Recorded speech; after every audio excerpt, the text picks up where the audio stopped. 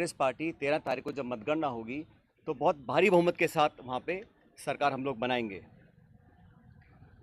कर्नाटक के चुनाव बहुत महत्वपूर्ण हैं क्योंकि यहाँ पर एक तरह से डायरेक्ट फाइट भाजपा कांग्रेस की है और बीजेपी ने पूरी ताकत के साथ वहाँ कैंपेन किया। प्रधानमंत्री, गृह मंत्री, सब नेता छोटे बड़े वहाँ गए, लेकिन जो मुद्दे थे उसको कांग्रेस ने उठाया और मैं समझता हूँ कि वहाँ पर अब तक का जो बहुमत हमको नहीं मिला उससे ज़्यादा बहुमत कांग्रेस पार्टी को कर्नाटक में मिलेगा। इस प्रचार में, इलेक्शन कैंपेन में जिस प्रकार के शब्दों का प्रयोग हुआ और ख़ासकर हमारे राष्ट्रीय अध्यक्ष खारगे साहब के को धमकी दी गई उनको, उनके परिवार को जान से मारने की, उस पर भी केंद्र सरकार, राज्य सरकार ने कोई पुख्ता कदम नहीं उठाए।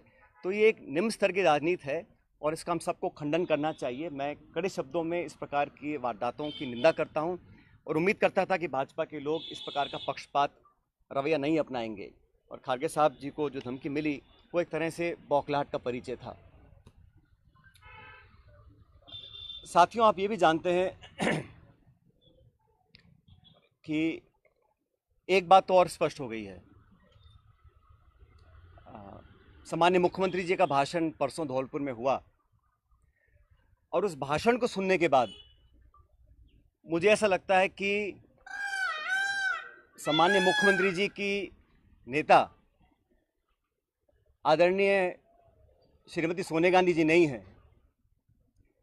बल्कि उनकी नेता वसुंधरा राजे सिंधिया जी हैं। उनकी नेता सोनिया गांधी जी नहीं हैं, बल्कि उनकी नेता वसुंधरा राजे सिंधिया जी हैं। और एक तरफ ये कहा जा रहा है कि हमारी सरकार को गिराने का काम भाजपा कर रही थी, दूसरी तरफ कहा जाता है कि सरकार को बचाने का काम वसुंधरा जी कर रही थी। तो ये जो विरोधाभास है इसको समझाना चाहिए। आप कहना क्या चाह रहे हैं ये स्पष्ट कर देना चाहिए। आप सबको मालूम है, सरकार बनने के बाद मैं प्रदेश का उप मुख्यमंत्री था, प्रदेश अध्यक्ष था और 2020 में देशद्रोह, राष्ट्रद्रोह के मुकदमे में मेरे पर कार्रवाई करने की कोशिश की गई थी।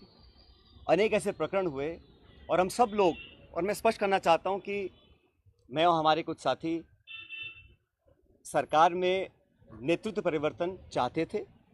अपनी बात को लेकर हम दिल्ली भी गए और अपनी बातों को रखा। उसके बाद अखिल भारतीय कांग्रेस कमेटी ने लगातार चर्चाएं हुई और आज वो दुनिया में नहीं है, स्वर्गीय अहमद पटेल साहब, लेकिन उनके माध्यम से सब नेताओं से मुलाकात हुई और एक कमेटी का गठन हुआ, एआईसीसी ने किया। उसमें माखन साहब, वेणुगोपाल जी और अहमद पटेल जी सदस्य थे और उस कमेटी का एक काम था। और कमेटी जब गठन हुआ उस समय हम सब की बात सुनकर हमारी बातों को एक्सेप्ट किया गया और एक रोड मैप तैयार किया गया। बहुत सारी बातें उसमें थी, मैं उसका उल्लेख नहीं करूँगा, लेकिन कमेटी का गठन हुआ और उसके बाद से हम सब ने, चाहे वो राज्यसभा के चुनाव हों, चाहे विधानसभा में मतदान हो, पार्टी का प्रचार हो, कांग्रेस को मजबूत और ताकतवर बनाने के लिए हम सभी साथियों ने जी जान से कोशिश की और मेहनत की। और 2.5 साल का जो कार्यकाल निकला वो इस बात का प्रतीक है। अनुशासन तोड़ने का काम कभी भी किसी ने नहीं किया। मुझे बहुत कुछ कहा गया, कोरोना, गद्दार, निकम्मा आदि, और जो ये आरोप परसों लगाए गए, ये 2.5 साल से मैं आरोप सुन रहा था, लेकिन हम अपनी पार्टी को और सरकार की छवि को नुकसान नहीं पहुंचाना चाहते थे। इसीलिए मुझे लगा कि जो प्रकार का भाषण दिया गया, मैंने पहली बार देखा कि अपनी सरकार को, अपने ही विधायकों को, अपने नेताओं को बेइज्जत और बदनाम करने का काम हो रहा है। कांग्रेस के विधायकों को तो बदनाम करने का काम हो रहा है और भाजपा के नेताओं का गुणगान हो रहा है। ये समझ से परे है। इस प्रकार का जो काम हुआ वो बड़ा गलत है। और हम सब लोग जो दिल्ली में गए थे अपनी बात को रखने के लिए, किन लोगों पर आरोप लगाए जा रहे हैं? ऐसे लोग जो पब्लिक लाइफ में 30, 40, 45 साल से हैं, 3 दिन पहले मैं बाड़मेर में था। सम्मानी हेमाराम जी 1980 से विधायक हैं। उनकी क्या छवि है, मतदाता, पब्लिक, उनके क्षेत्र के लोग उनको अच्छी तरह जानते हैं, उनकी क्या क्रेडिबिलिटी है और क्या पब्लिक लाइफ में उनका अब तक का इतिहास रहा। ओला साहब जिनके स्वर्गीय